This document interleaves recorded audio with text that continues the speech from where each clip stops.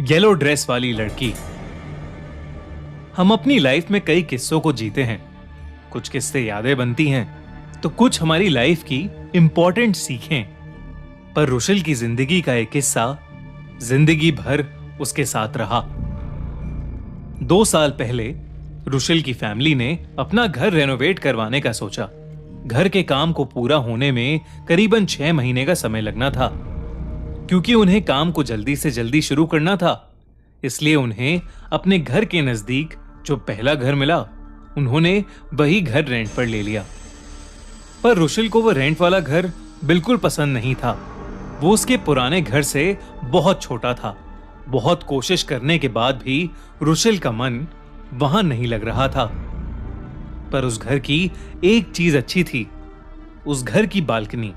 रुशिल हर शाम हाथ में अपना कॉफी का ग्लास थामे अपनी बालकनी में खड़ा रहकर सॉन्ग सुनता था। उस दिन भी वैसी ही एक शाम थी। रुशिल अपना कॉफी का मग हाथ में लिए खड़ा था कि तभी उसकी नजर सामने के घर की बालकनी पर गई और वहां नजर पड़ते ही उसकी कॉफी का मग उसके हाथ से छूट गया। बालकनी में एक लड़की पीले रंग का ड्रेस पहने खड़ी थी और उसके पेट में एक बड़ा सा चाकू घुसा हुआ था। उसके मुंह से खून भी निकल रहा था और उसका हाथ रुशिल की तरफ उठा हुआ था, जैसे वो उसकी मदद मांग रही हो। रुशिल ये देखकर जोर से मदद के लिए चिल्लाया, हेल्प हेल्प, कोई बचाओ उसे, प्लीज हेल्प। रुशिल की चीखें सुनते ही उसकी मां बालकनी में आ गई। रुशिल ने अपनी मां को बालकनी की तरफ देखने को कहा, पर रुशिल और उसकी मां को अब वहां कुछ नहीं दिखा। उस बालकनी में सिर्फ सन्नाटा था। सहमा हुआ रुशिल अपनी मां को सब बताने की कोशिश कर रहा था। रुशिल की ऐसी हालत देखकर उसकी मां को चिंता तो हुई, पर जो चीज उन्हें खुद ही नहीं दिखी, उस पर वो विश्वास कैसे कर सकती थी। अपनी मां के समझाने पर रुशिल को भी लगने लगा कि शायद वो उसका वहम था, पर कहीं ना कहीं उसके दिमाग में वो हादसा चिपक सा गया था। अगले दिन रुशिल अपने डॉग को सैर कराने बाहर ले जाने लगा। बाहर का रास्ता बालकनी से होकर गुजरता था। बालकनी से निकलते हुए रुशिल की नजर फिर सामने वाले घर की बालकनी पर पड़ी और वो दंग रह गया। उस बालकनी में वही लड़की येलो ड्रेस पहने झुककर गुनगुनाते हुए पौधों को पानी दे रही थी। रुशिल से रहा नहीं गया और उसने जोर से उस लड़की को आवाज लगाई, सुनो ए मिस येलो ड्रेस, सुनो। उस लड़की ने रुशिल की तरफ देखा और धीरे धीरे उस लड़की की आंखों से आंसू आने लगे। वो जैसे ही सीधी खड़ी हुई तो उस लड़की के पेट में पहले जैसा ही वो चाकू घुसा हुआ था और वो फिर से रुशिल को देखकर अपना हाथ मदद के लिए उठा रही थी। रुशिल को कुछ समझ नहीं आ रहा था, पर इस बार उसने उस लड़की की फोटो खींचने के लिए फोन निकाला और उसकी वीडियो शूट कर ली। रुशिल ने फिर से मदद के लिए आवाज लगाई। रुशिल की मॉम एक बार फिर उसकी आवाज सुनकर बाहर आई, पर रुशिल की आंखों के सामने वो लड़की हवा में गायब हो गई। रुशिल की मां को अब लगने लगा था कि रुशिल जानबूझकर ये सब कर रहा है और वो उस पर गुस्सा करने लगी। पर इस बार रुशिल के पास प्रूफ था। उसने फटाफट से अपनी मम्मी के सामने वो वीडियो प्ले कर दी। लेकिन जिसका रुशिल को डर था वही हुआ। उस वीडियो में कोई भी लड़की नहीं थी, बस वही सुनसान बालकनी थी। रुशिल की मां ने उसकी बात पर विश्वास करने से इनकार कर दिया और उसे बहुत डांटा। रुशिल को लगने लगा था कि उसका दिमाग खराब हो रहा है।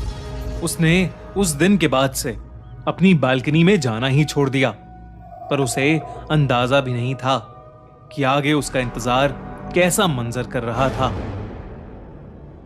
रुशिल अपनी अर्ली मॉर्निंग जॉग से घर आ रहा था। घर की बेल बजाकर वो गेट खुलने का वेट कर रहा था। तभी सामने वाले घर का दरवाजा धीरे से खुला और दरवाजे की दूसरी तरफ वही येलो ड्रेस वाली लड़की खड़ी हुई थी। रुशिल उसे देखकर थोड़ा सहम गया, पर वो लड़की बिना कुछ बोले अपने घर में घुस गई। रुशिल उस लड़की को आवाज लगाता हुआ उस घर में घुस गया। घर में घुसते ही रुशिल को एक अजीब सी स्मेल आने लगी। अब वो लड़की भी रुशिल को उस घर में दिखाई नहीं दे रही थी। तभी रुशिल को कांच टूटने की एक आवाज आई। वो आवाज उस घर के बेडरूम से आ रही थी। रुशिल उस आवाज की तरफ गया तो उसने देखा कि वही येलो ड्रेस वाली लड़की रो रही है और एक लड़का उस पर जोर जोर से चिल्ला रहा है और जमीन पर एक ग्लास टूटा पड़ा हुआ है। रुशिल कमरे के कोने में खड़ा सब कुछ देख रहा था। रुशिल के देखते देखते उन दोनों के बीच हो रही बहस बढ़ती जा रही थी। रुशिल को लगने लगा कि बात बढ़ने से पहले उसे लड़ाई को रोक देना चाहिए। रुशिल तेजी से उस कमरे में घुसा और उन दोनों से रुकने को कहा, पर उन दोनों में से कोई नहीं रुका। ऐसा लग रहा था कि जैसे वो रुशिल को कमरे में देख ही नहीं पा रहे थे। इतने में ही उस लड़के ने उस येलो ड्रेस वाली लड़की का गला दबाना शुरू कर दिया। रुशिल ये देखते ही उस लड़की को छुड़ाने लगा, लेकिन जैसे ही रुशिल ने अपना हाथ उस लड़के को रोकने के लिए बढ़ाया, उसका हाथ उस लड़के के आर पार हो गया। जो रुशिल अपनी आंखों से देख रहा था वो असलियत में नहीं हो रहा था। ये सब देखकर रुशिल की जान सूख चुकी थी। रुशिल के पैर थोड़े पीछे हट गए। वो सुन सा पड़ने लगा था। वो लड़की अपने आप को छुड़ाकर जैसे तैसे उस कमरे से बाहर भागी और फोन उठाकर बालकनी के पास भागने लगी। तभी वो लड़का पीछे से आया और उसने उस लड़की के पेट में एक बड़ा सा चाकू घुसा दिया और वो लड़की वहीं पर गिर गई। वो लड़का उस घर से भाग गया और वो येलो ड्रेस वाली लड़की वहीं फर्श पर पड़ी पड़ी अपनी आखिरी सांसें लेने लगी। रुशिल उस लड़की के पास गया तो उस लड़की ने रुशिल को देखा और अपने पेट में घुसे चाकू की तरफ इशारा किया। रुशिल समझ गया था कि वो उस चाकू को निकलवाना चाहती है। रुशिल जैसे ही चाकू निकालने के लिए आगे बढ़ा, उस लड़की ने उसके सामने ही अपना दम तोड़ दिया। रुशिल कुछ सोच पाता कि उससे पहले ही उसने देखा कि उस लड़की की लाश असल में वहां पड़ी हुई है। रुशिल ये साफ साफ देख पा रहा था कि उस लाश का शरीर सड़ने लगा था। रुशिल ने उस लाश के बारे में पुलिस को बताया। पहले तो रुशिल की बातों पर किसी को भी विश्वास नहीं हुआ, लेकिन फिर इन्वेस्टिगेशन में पता लगा कि वो लड़की अपने बॉयफ्रेंड के साथ अकेली रहती थी। उस लड़की के माँ बाप नहीं थे और उसे मोहल्ले में भी ज्यादा लोग नहीं जानते थे।